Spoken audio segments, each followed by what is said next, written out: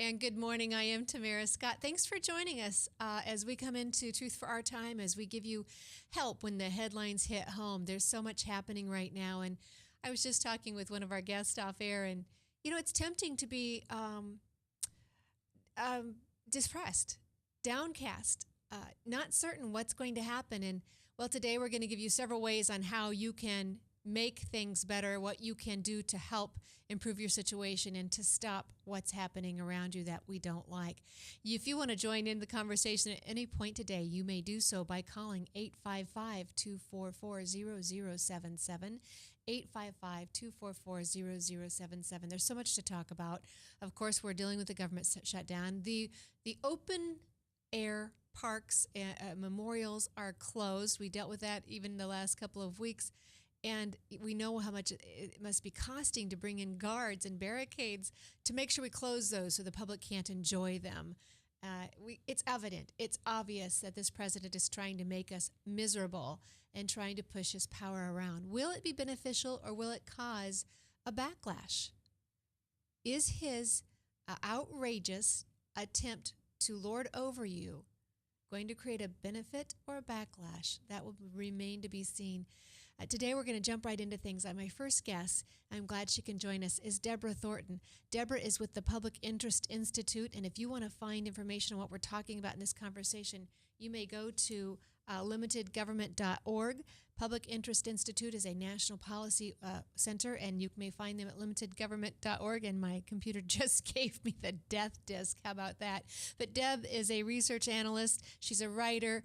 She's an authority on many topics that we deal with, and I've had the privilege of interviewing her in the past on this radio show on different stations. You're seeing us now at webcast1live.com, webcast1live.com. Email your friends, tweet your friends, and let them know they can join in the conversation too. Deb, thank you so much for joining us today. Appreciate you taking time out of your commute to join in the conversation. No problem, Tamara. I'm glad to be here. So you keep your hands on the wheel, your eyes on the road, and you can talk to us while you're doing that. Hopefully. All right. And you're coming in to hear Grover Norquist right here in Iowa today, right? Yes, he was this morning at the West Side Conservative Breakfast Club, and then he'll be at another meeting over lunchtime. Very good. And so very interested in hearing from him and hearing what's going on from his view. So I'll look forward to seeing you there. But in the meantime, let's talk about this recent article. The Public Interest Institute puts briefs out each month. We have great information coming from you. This one is entitled The 4 Things We Need, the One Thing We Must Do. Take us through it quickly. Yes, this is basically a review of a book called The Great Degeneration by Niall, Niall Ferguson. And in it, he talks about the things that cause a country to either move forward economically and productively, or to become stagnant and to even move backwards in terms of their development and the lives of the people in the country.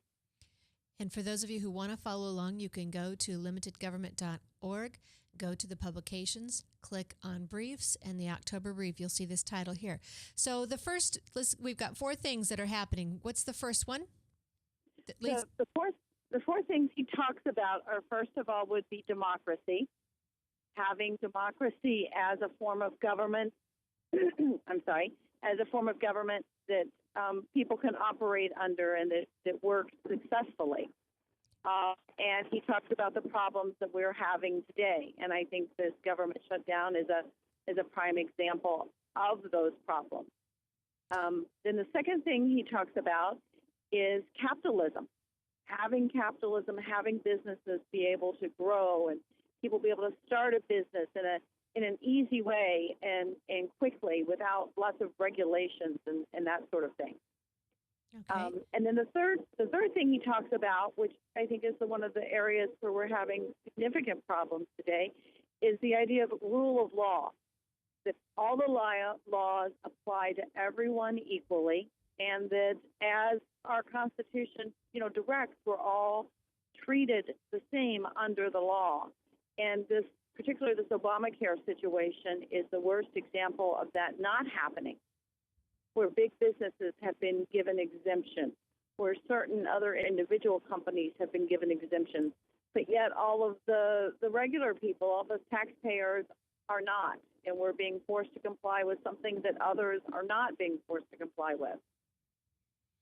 So the rule of law is a big problem, and along with that goes the whole idea of corruption of the elected officials, in our democracy, corruption of systems, and it's who you know to get things done, not having things operate in the same manner across the board. Yep, and I would say corruption in our republic, because though we hear it democracy often, but I remind people it is a republic. We live in a republic. We have a representation, a representative republic. So the issue with the democracy is we get into mobocracy, and we're seeing that too, actually. When we see the people outside the courthouse when the young lady in Florida was acquitted on her daughter's murder trial, if you remember that, they were not happy. They were wanting a justice of their own. This is what happens when people don't feel things are happening in a just manner, or that they're being represented in a positive way. And I think we're going to see more and more of this as you're pointing out, Deb, as things continue to happen that are not, one, what we're used to. Here's the problem, and we're going to deal with this in our next topic, too, in the next couple of segments with the Common Core. We've never had a situation in America where we have not been treated justly and where we've not had the liberties that we so enjoy endowed to us by our Creator and upheld by our government. But it's coming, and it's happening, and because we've never dealt with it, we don't know how to respond. Right, and those situations in Florida are caused just because that people, whether you agree with the decision or not, don't believe that the rule of law is being applied appropriately and equally to everyone. And certainly there are those that would argue that, well, it never has been, when you look at things like segregation and before that, the actual slavery.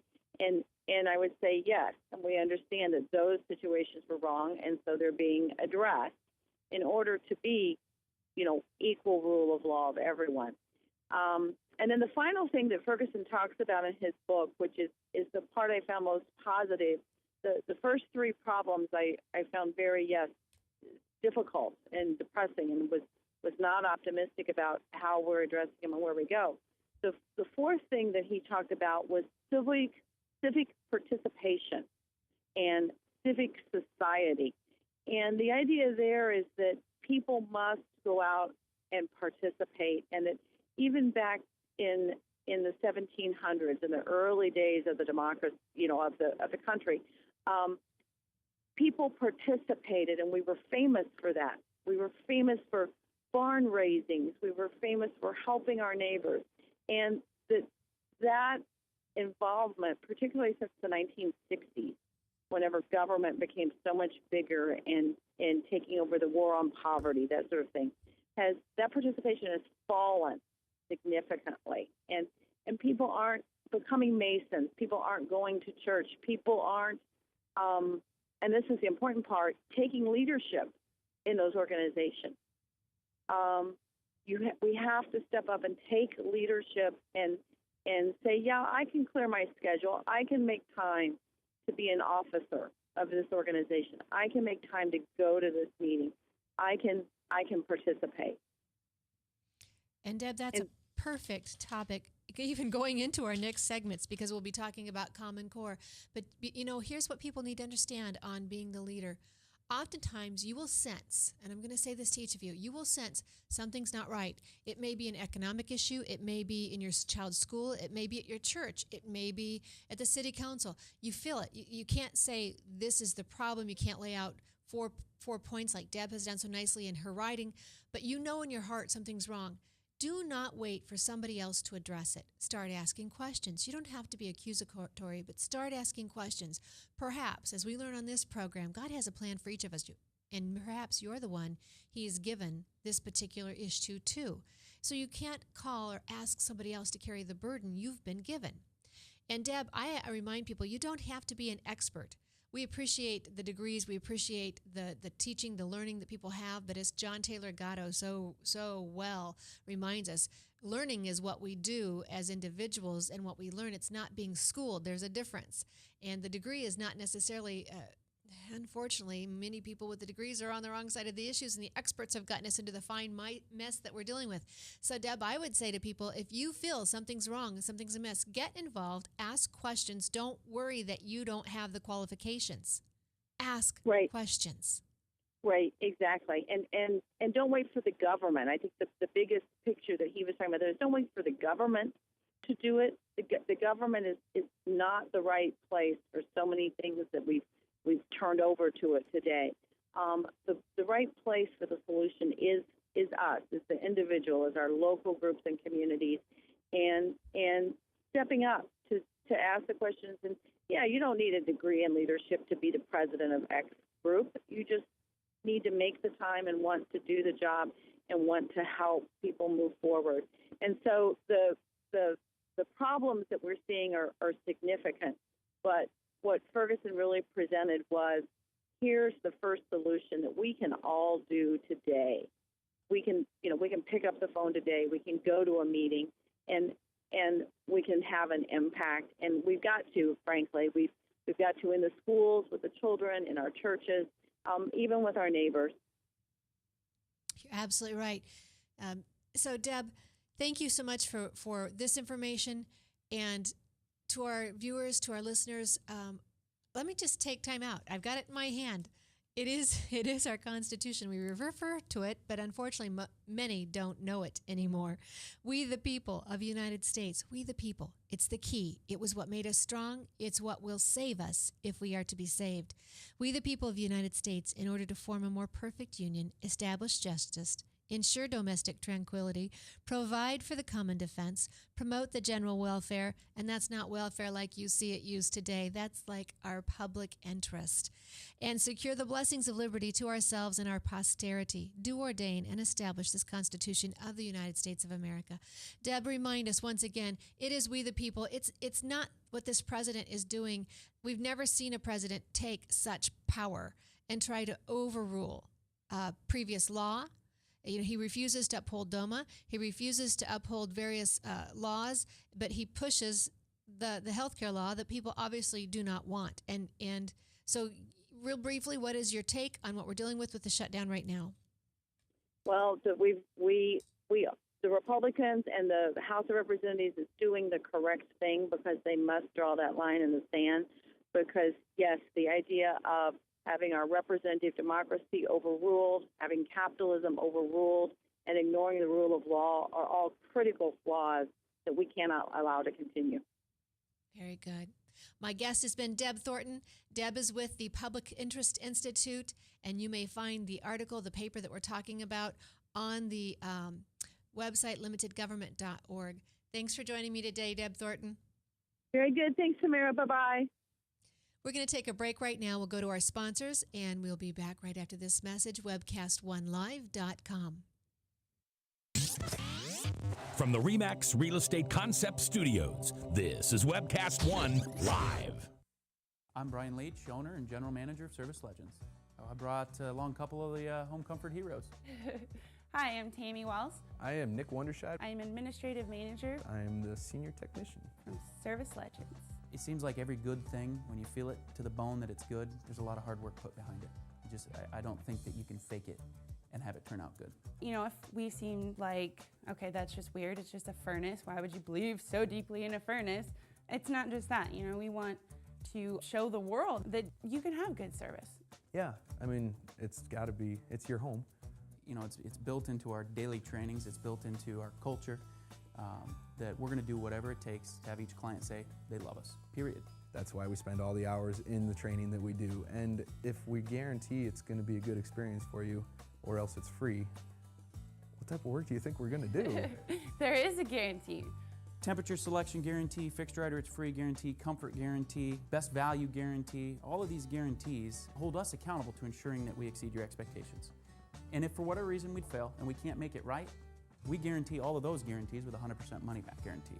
I mean, if you don't think that your technician can fix it right, are you going to say that to a client? No. You don't have to worry about having a technician come to your house. We drug test, background check all of our team members. We put safe people in your home. Each and every one of our service techs, 400 hours a year in training. You tell it the minute they walk in the door. They know what they're doing, they've done their homework, and they actually truly care about what you want. Because at the end of the day, you're the person that makes sure I have a job. They're going to be listening. They're going to want to know what your challenges are. Then they're going to come and give you options, and you get to choose. If I'm there to help and I make it easy and painless, I did my job right that day. Well, when it comes to your comfort, safety, and your family, you don't necessarily go buy the most expensive, but you get the most bang for your buck. Oh, it's worth it, because there's a lot of people that will find a way to get it to work right now and then leave and then come back, charge you again, and the cycle just repeats itself. So when I'm out there looking at the furnace, I want to find why it failed today. How can we change the part today with something that you're not going to have to worry about? Is it worth changing the part today? I mean, you can put a lot of money into a furnace. I can fix parts all day. There's good job security in that for me, but is it the right thing for you? I get a lot of the phone calls of after the technicians are there. They're just in awe. They're like, wow, you guys are great. I mean, I don't even know what to say. You guys are great. Everything you did was perfect. It was great. Keep going though, I like this. Just give us a try. I'm going to take all the risk. I've got the time to make this right. I've got the support to make it right. Just check us out. And if you don't see the value in what we do, I mean, fixed right or it's free or 100% money back. enough said. And thank you for joining me. I am Tamara Scott. This is Truth for Our Time. It's Tamara Scott Live. I don't really care what you call it. The point is to get information to you, the listener, the viewer, so that you can do something with it. Every day, information is coming out. I look when I'm in Washington, D.C., and the corner will just have box after box after box of newspapers. You go on your computer, and there's website after website of news websites and resources and information where you can get what's happening in today. It's not that we can't get the information, and yet most parents, most taxpayers are not aware of Common Core. They just don't know what it is. They've not heard about it.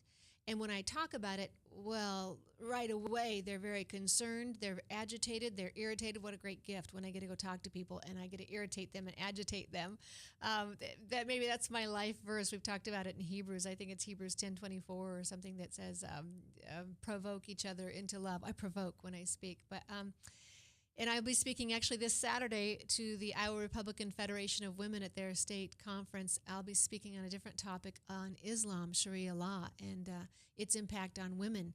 We'll be discussing that from an Iowa perspective this Saturday. But on the Common Core, people are extremely concerned as it's being implemented. You haven't heard a lot about it. It was not a state-led initiative, even though it's called Common Core State-Led Initiative. It is not. It was funded by Bill and Melinda Gates. We've talked about it several weeks on this show.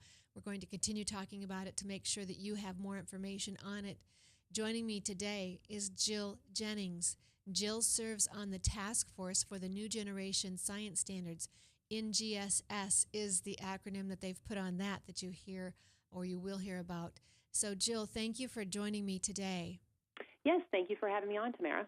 And to those of you who are listening in and chatting along, you can join us, 855-244-0077, into the discussion. And as our last guest, Deb Thornton, reminded you, you don't have to be an expert. But if you feel like there's something wrong, something's amiss, please get involved. Please make your voice heard. Please ask questions. Right now, there are elections. People are gearing up for 2014. You may even have some city council, some school board, or some smaller elections in your state.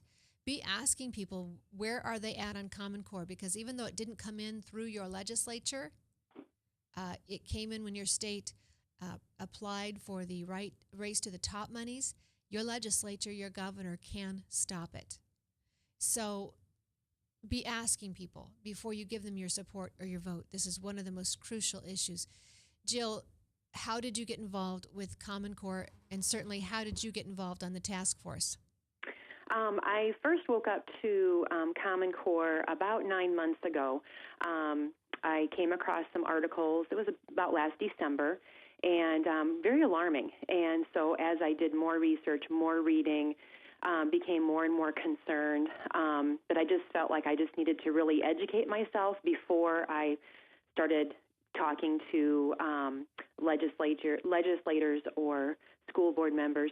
And then through the winter and into the spring, I kind of started to see a few little things about these next generation science standards. And although it didn't have the Common Core label associated with it, I kept finding them kind of in partnership in the different articles I was reading.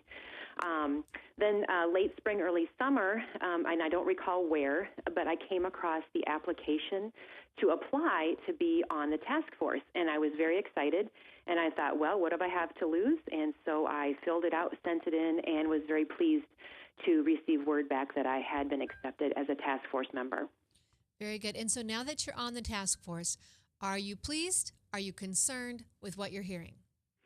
I am both. I am concerned with the standards themselves. I'm concerned with the almost blind acceptance that a lot of people seem to have for them, just thinking that they're the next best thing since sliced bread. But I'm also encouraged because as I talk to more people and ask more questions, I'm learning that I'm not the only one who's questioning it and really concerned about our state adopting these standards. So that's been encouraging to me. Okay. And so when you're saying the standards, give us an idea. What about these standards? What do you mean? Could you be more specific, please?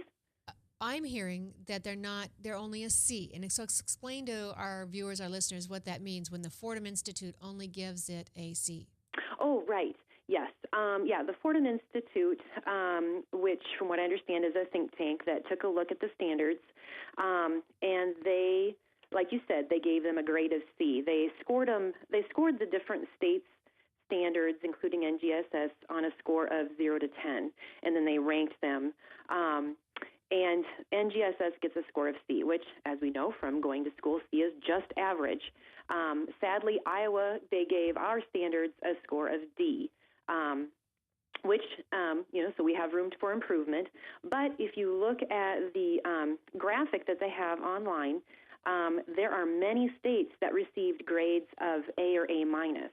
And so I'm thinking, why don't we look at those standards and see how perhaps we could use them to maybe work on improving our science standards. The states that they gave a grade of A or A minus to were California, Washington, D.C., Indiana, Massachusetts, South Carolina, and Virginia. So, there's something better out there.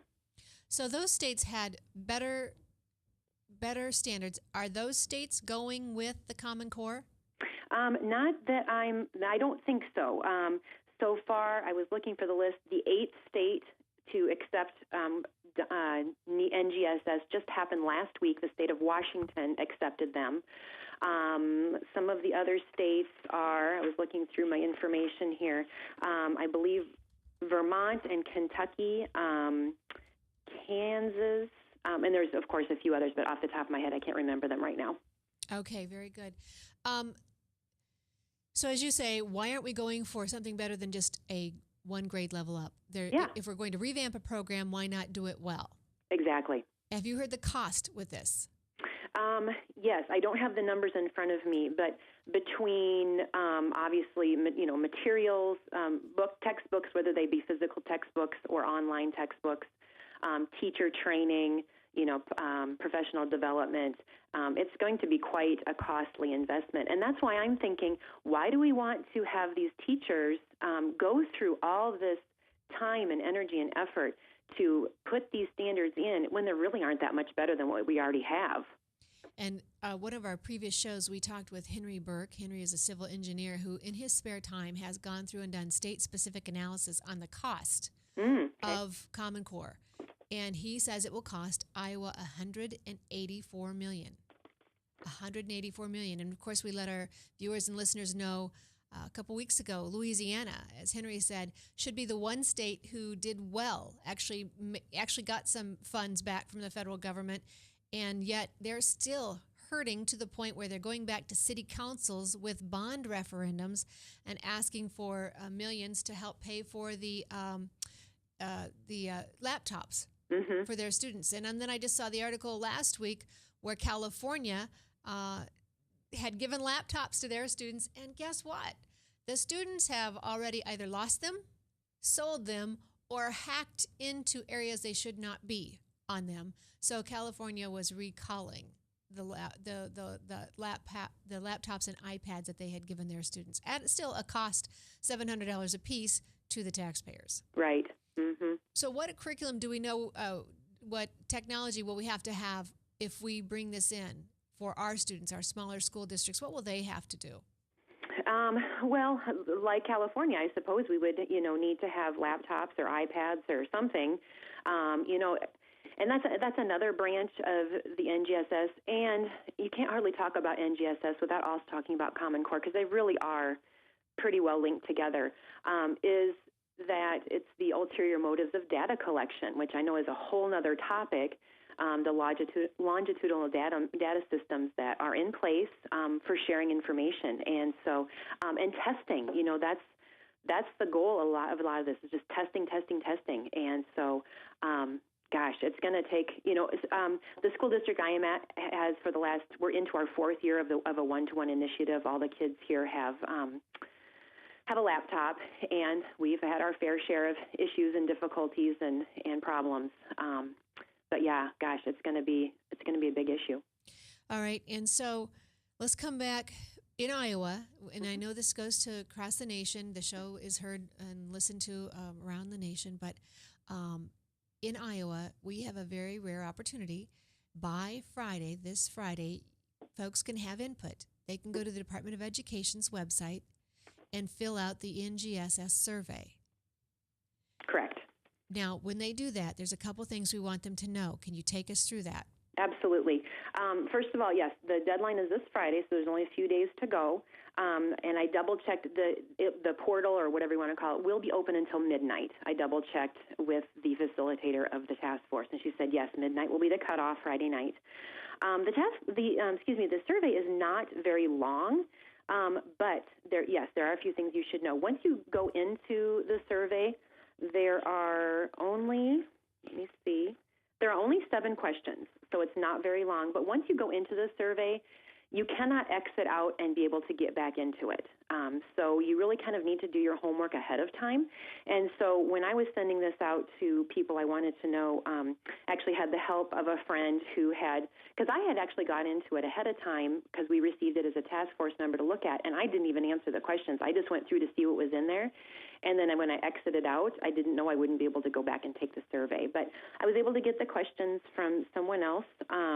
So I don't know. Do you want me to go through the questions? Yes, let's do. And we can talk. I want to get into the content of the NGSS as well. Mm-hmm. And for those listeners and viewers who are just learning about this, obviously we're into the worldview issues, the environmentalism, the global warming, the evolution is taught as the only. And it's no longer taught as a theory, it's taught as the only scientific way. Correct. So we want to talk about that shortly, but let's go through your questions to kind of help people through, because it can be intimidating. For a parent, we might think, I don't have a science background.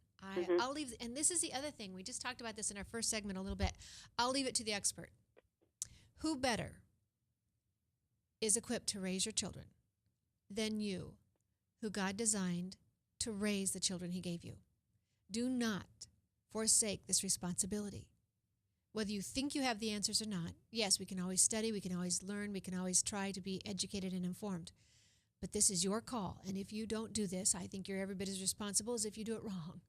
The thing is, on this, we're going to get good instruction on how to do it well. So, Jill, take us through the questions, if you would. Yeah. First of all, I'd like to agree with you on that. I don't have a science background either. I'm a substitute teacher now, but I previously was a Spanish teacher. So my area does not lie in science. But you know what? It's so neat with the internet these days. You can really educate yourself, and that's what I've been working on these last several months. So, that is good advice. That who loves our kids and is more concerned about our kids than us, not some bureaucrat in another state or off in Washington. So, yes. Okay, here's the questions. Number 1, which stakeholder group or groups do you represent?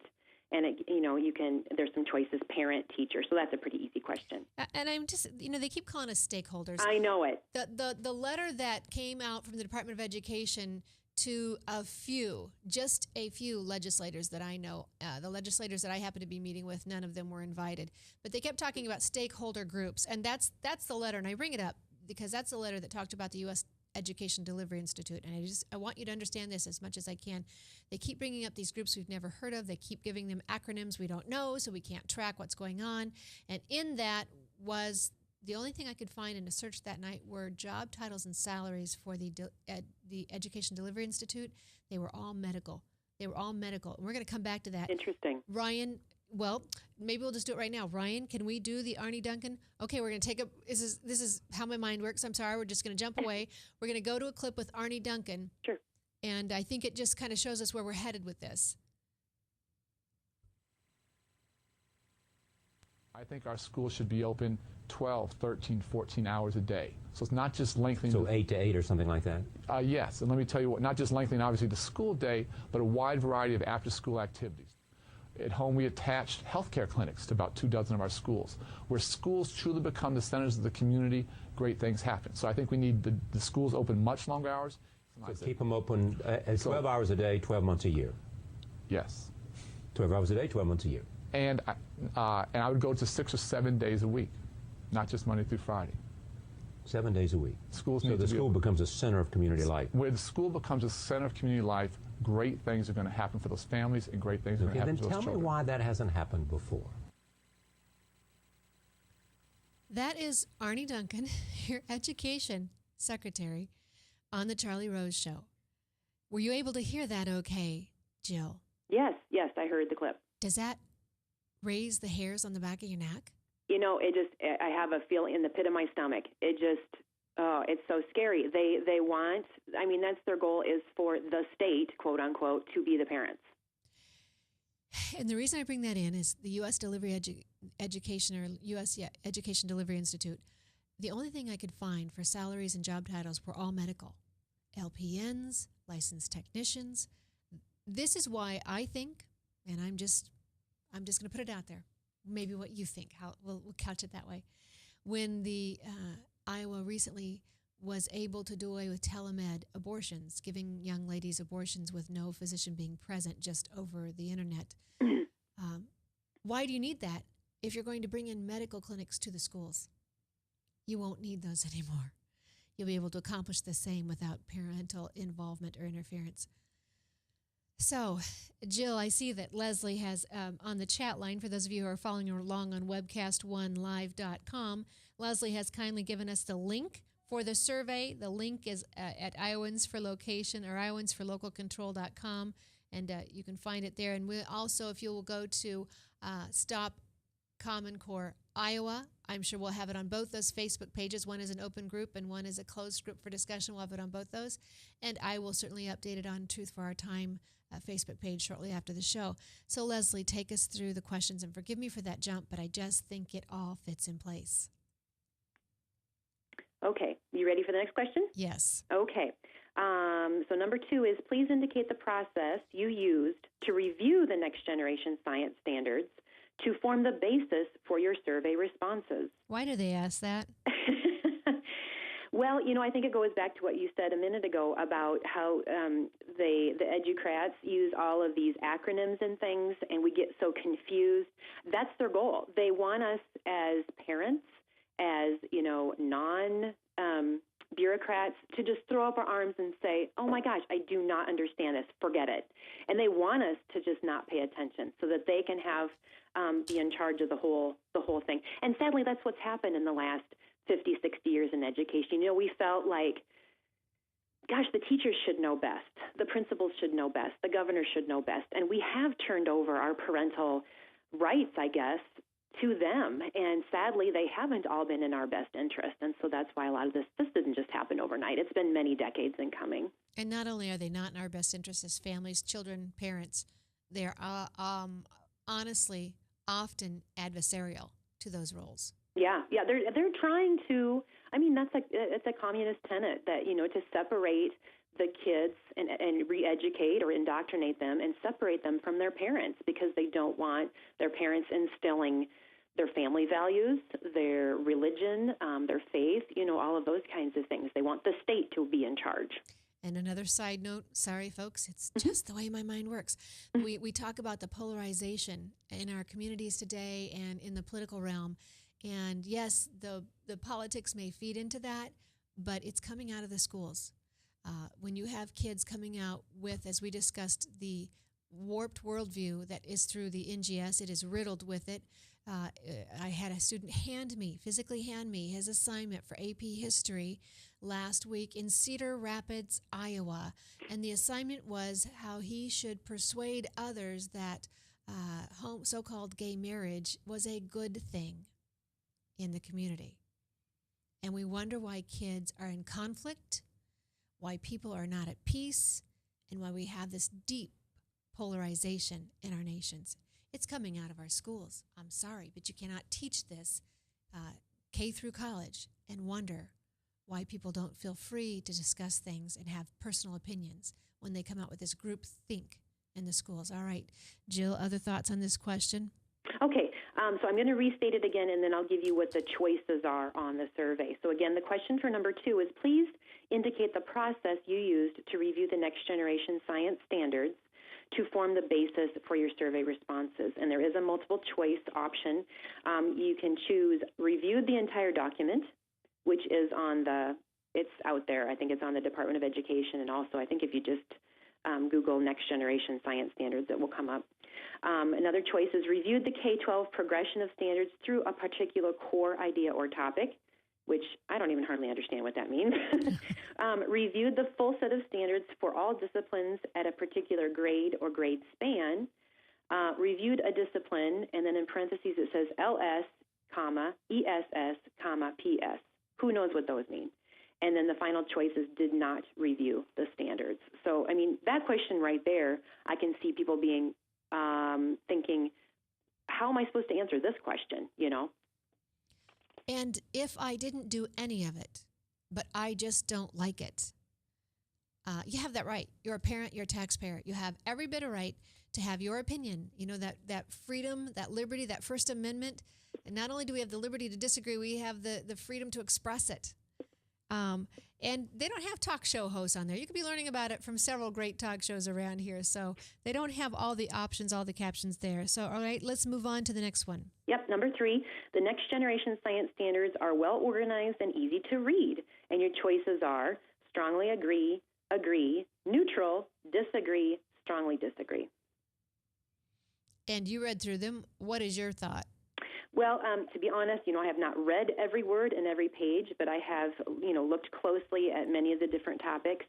I think it's actually, as a non-science person, it was kind of difficult to understand parts of it. I mean, if you really sit and look at it, it's kind of color-coded, which there's a blue section, science and engineering practices, an orange section, disciplinary core ideas, and a green section, cross-cutting concepts.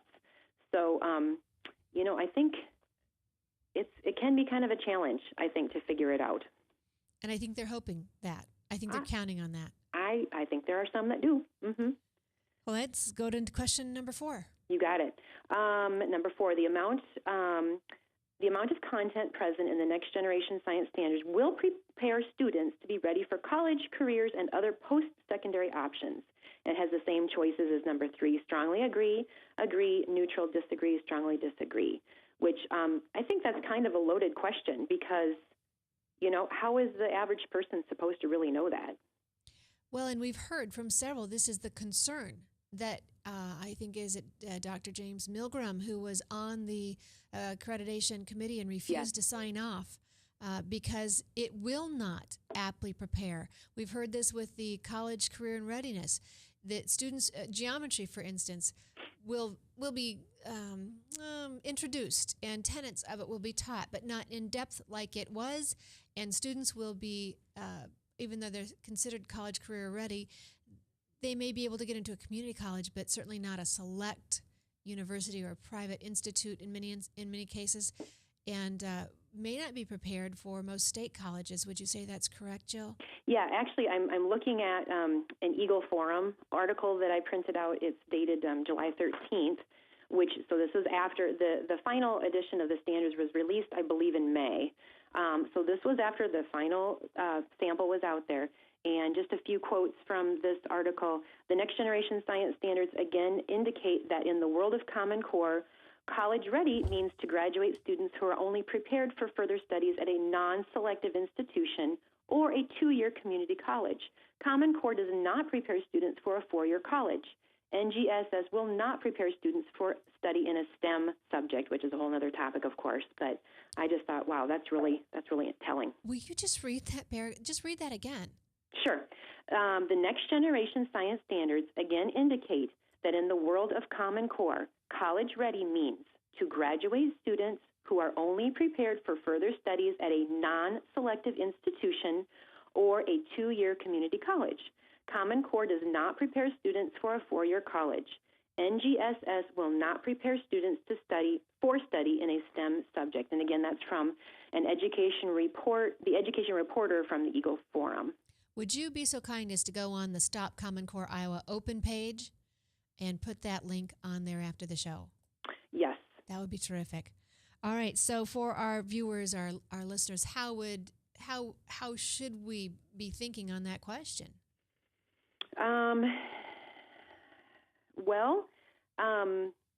I guess I would encourage people that take the survey to say that they strongly disagree that these NGSS standards will prepare students to be ready for college, career, and other post-secondary options. So, all right, and let's go to the next question. Yes, number 5. The Next Generation Science Standards promote rigorous, and they use that word a lot, rigorous levels of learning to help prepare students to be ready for college, careers, and other post-secondary options, which is very similar to question number 4. It does have the same options for answers: strongly agree, neutral, disagree, and strongly disagree. And repeat the question again. Yes, this was number 5. The Next Generation Science Standards promote rigorous levels of learning to help prepare students to be ready for college, careers, and other post-secondary options. And I won't answer for you, but nearest what I have found and the experts that I have been able to talk to through this show and through the Glenn Beck and David Barton project that I was honored to participate in at the Glenn Beck Studios in August in Texas, they are not rigorous standards. They are regimented standards, and it will greatly restrict style. We've talked about this book. I keep it here when we do the show, Common Core, a Trojan Horse for Education Reform, Orley and Corley. And when you tell them that you are a Tamara Scott listener or viewer, they will give you a break on this price when you go to order this. If you'll tell them that Tamara Scott sent you, they will give you a break on the price, and I think you can get it for $15 then. And you can get the book by going to CAUCC.org. CAUCC, I believe that's Californians United Against Common Core.org. And I think you can get it through there, or you can go to CAL for Cal Eagle at sbcglobal.net, sbcglobal.net. And maybe in time I'll get the website up and you can just come to our website and get this information. But in this book, she talks about teachers who were threatened. If they had, this is what we loved about the seasoned teachers. They've got books they've had for years. They've collected teaching instruction tools and different styles. And when you get that student who may have the challenge, they can have something they can give to Johnny or Susie that helps them in their style of learning. She has examples where teachers were told they had to remove anything that was not Common Core out of their classroom. And if they didn't, they faced punishment, possibly removal from their job. So regimented standards, restricted style, but not rigorous by any means. Do you have question 6, Jill? Yes. Number 6, what are the strengths of the Next Generation Science Standards? And this is a form field that you can type your response. I don't remember if there's a character limit or not. But, wow, I think that would be hard it would be hard for me to go through and read this and try to pull out some strengths. I suppose it is kind of interesting how they have it, broken down, and then they're attempting to, from kindergarten on up, to have a progression of learning. Sadly, the content isn't stuff that we necessarily want our kids to learn about when you're talking about global warming and things like that. But yeah, I think that would be really hard for the average parent, average citizen to think of a good thing to put in there for question number 6. Well, we can simply say we haven't heard of too many strengths coming from it. We've heard several weaknesses, but we haven't heard many strengths. How many more questions do we have? Just one, and that good. actually is number 7. What are the weaknesses of the next generation science standards? Again, a form field to answer and to type in your response. And so we can give you help on those. And of course, if you get onto the Facebook pages, we can get you in communication with people who have studied it. Like you say, the Eagle Forum article. We have Shane Vanderhart, who is a great resource right here in Iowa. His website, I believe, is Iowans for Local Control. Iowans for Local Control. We also have Truth in American Education. We have the American Principles Project. We have Eagle Forum, Americans for Prosperity, Concerned Women for America. Several groups are now writing about the dangers, the shortcomings of Common Core and the NGSS standards. They have till Friday to take this survey. They can go to the Department of Education. Leslie's put that on our chat site right here on the show where you can find that. Leslie's asking, and we need to take a break. We need to come right back. But Leslie's asking this question: will task force members have the opportunity or the time to review the survey results prior to making the decision? And the survey process doesn't seem to be very scientific at all, is her note. So Jill, do you know, will you and the other task force members have time to actually go through the results before you're forced to make a decision? Boy, that's a good question. I don't know. The closing of the acceptance of the survey answers is midnight Friday, and then we have our next task force meeting next Wednesday, which is October 16th. I have not received any indication that we will be able to see that ahead of time, but we might. I don't know what Yvette's going to send out to us. So, yeah, I really don't know. And give us quickly the time of that next meeting. Public is welcome to attend. You likely will not be able to comment, but your presence there. And some of you are very shy and don't like to get up front in meetings, so this is perfect for you. Just come to the meeting. Is that the Science Center? Yes, the Science Center of Iowa in Des Moines. And it's next Wednesday, which is October 16th, to begin at 10 a.m. So, next Wednesday, I will be doing this show. But if you're not part of the show, certainly go to the Science Center. I wish we could do a live broadcast. Wouldn't that be fun? That would be so cool. Oh, man.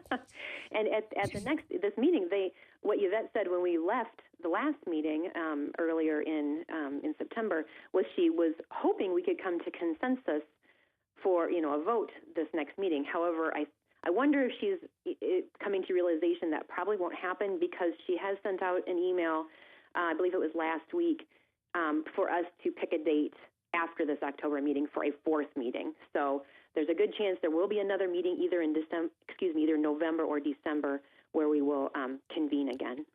And if folks don't take the survey, they can still contact the Department of Education and let your voice and your opinion. If it's easier for you to just write out a quick email, don't like it, don't want any part of it, you can just do that and send that to the Department of Education. Of course, you can get the link there on the website of the government as well. You can contact us, and we'll get that to you as well. Jill, we got to take a break here. Let's come right back, and we'll talk maybe about some of the content that we just mentioned earlier that's going to be coming out and forced upon our children. I am Tamara Scott. You're listening to Truth for Our Time with Tamara Scott, and stay now for a word from our sponsors. We'll be right back at webcast1live.com. Yes, now your favorite programs on Webcast One Live can all be watched and listened to on any Android or Apple device, your phone, tablet, or iPad. Yes, your favorite shows on Webcast One Live are available live or on podcast wherever you go.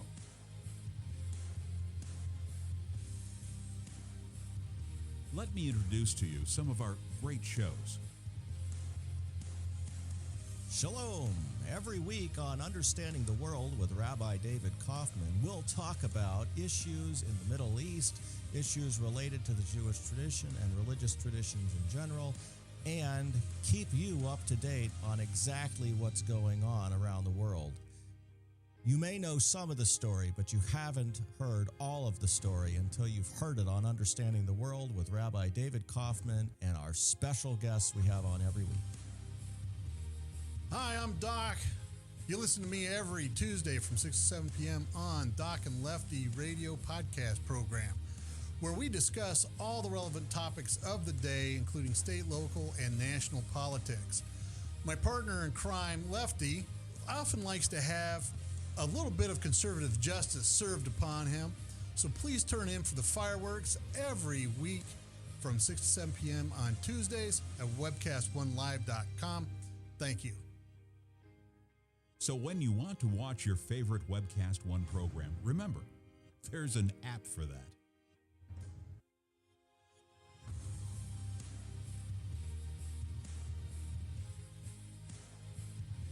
You know, there's an app for that.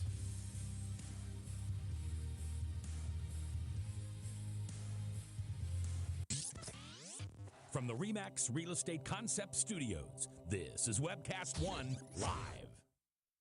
Get away from us, you mean old credit card. We don't have any more money. We're in trouble now. Save us! Help! Somebody save us! Somebody help! Help! Save us!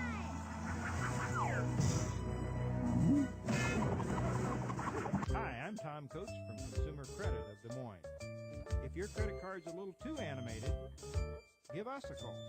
Hooray! We're saved! Consumer Credit! You're our hero!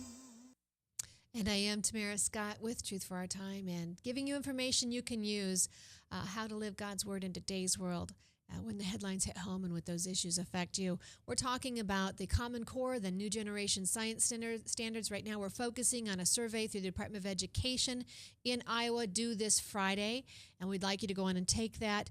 Bob Latimer is the president of COPE, and he's also given us some notes on the survey. He said he reviewed the entire document, the K through 12 progression of standards through particular core idea or topic. There's great weaknesses in this. The amount of content present, I guess right here, let me see if I can find the other note where he's talking about the dangers of it. When you get onto the survey, the one thing you have to remember is that it will not allow you back out. If you get out of the survey without completing it, you will not be able to go back in and finish it. But Bob warns us about many of the issues in there. Bob's concern when I spoke with him a couple days ago was the worldview warp that will take place.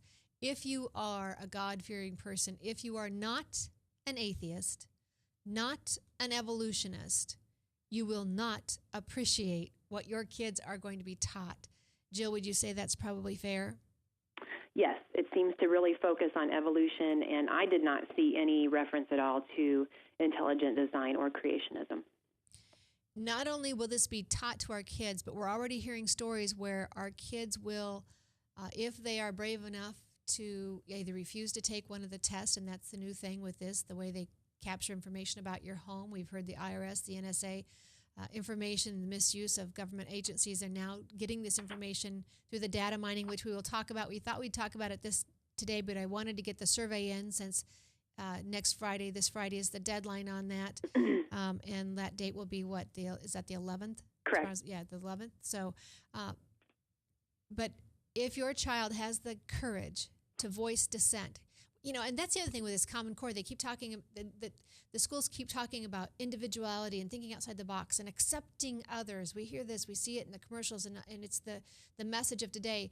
And yet Common Core really seems to cement only a certain set of standards, and anything out of that leaves room to ostracize and punish these students and teachers. And we're hearing stories, Jill, where students are being forced to watch movies if they disagree as to why they're wrong. Mm-hmm.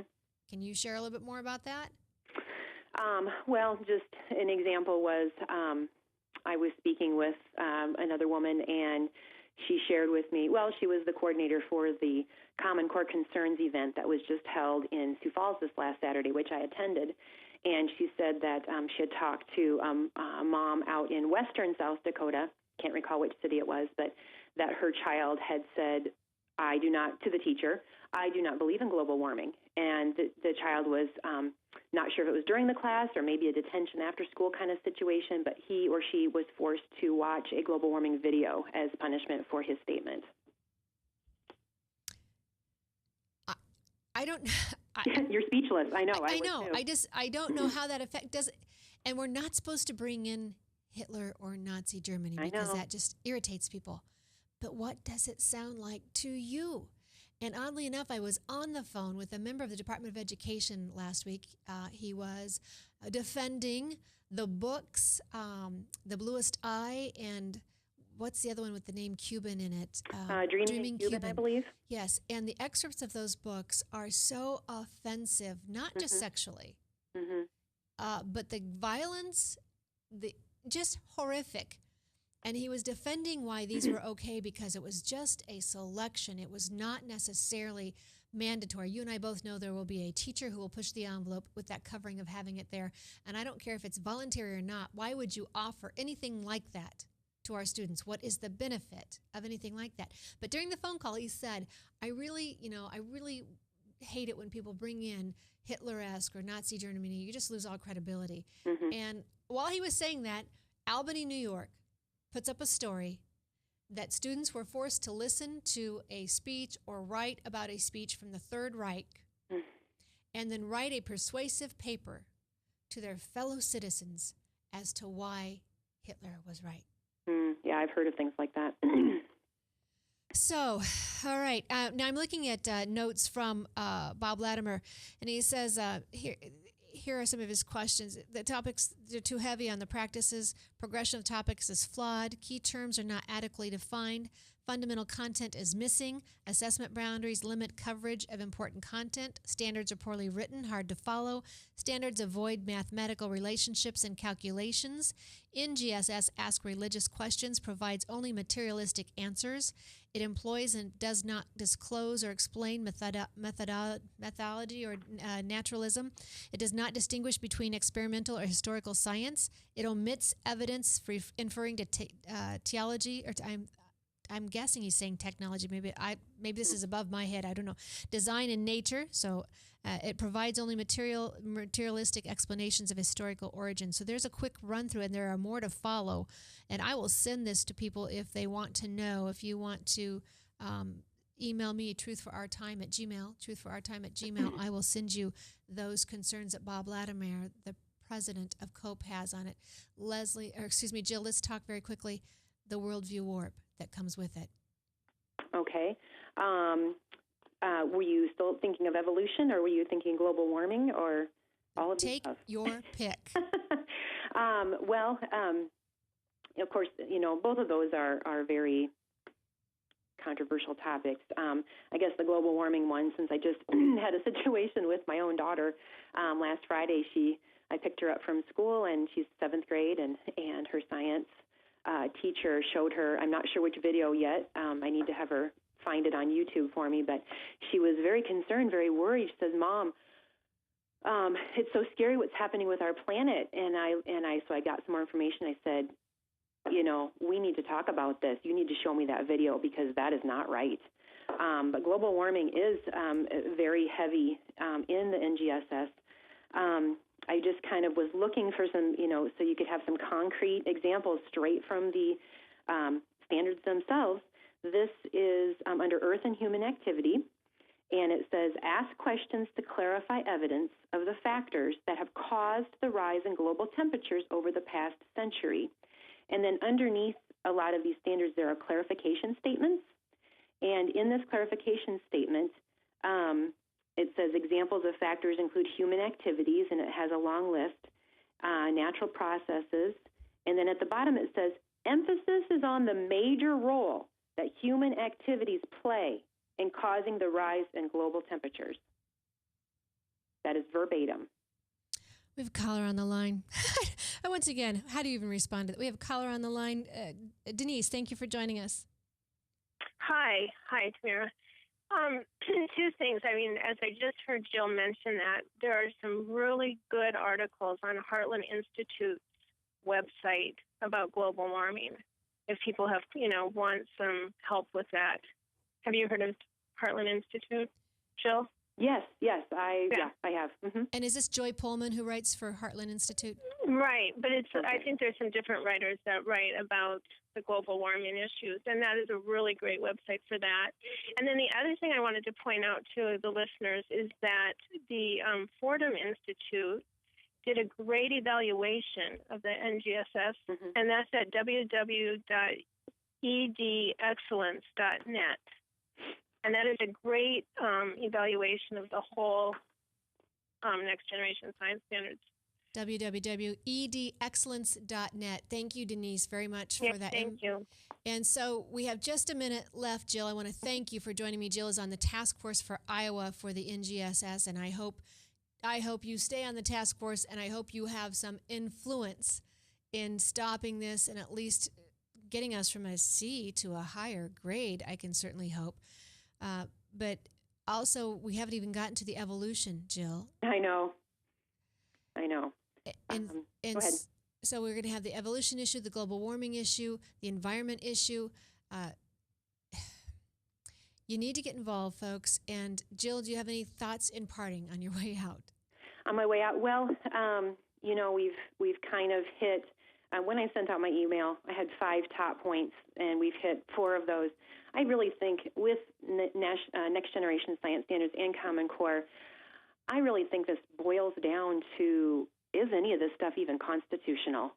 Our founders wanted education and all educational decisions, such as standards, to be the job of the states. If you look at the 10th Amendment, it says the powers not delegated to the United States by the Constitution, nor prohibited by it to the states, are reserved to the states, respectively, or to the people. And they have just stolen that away from us.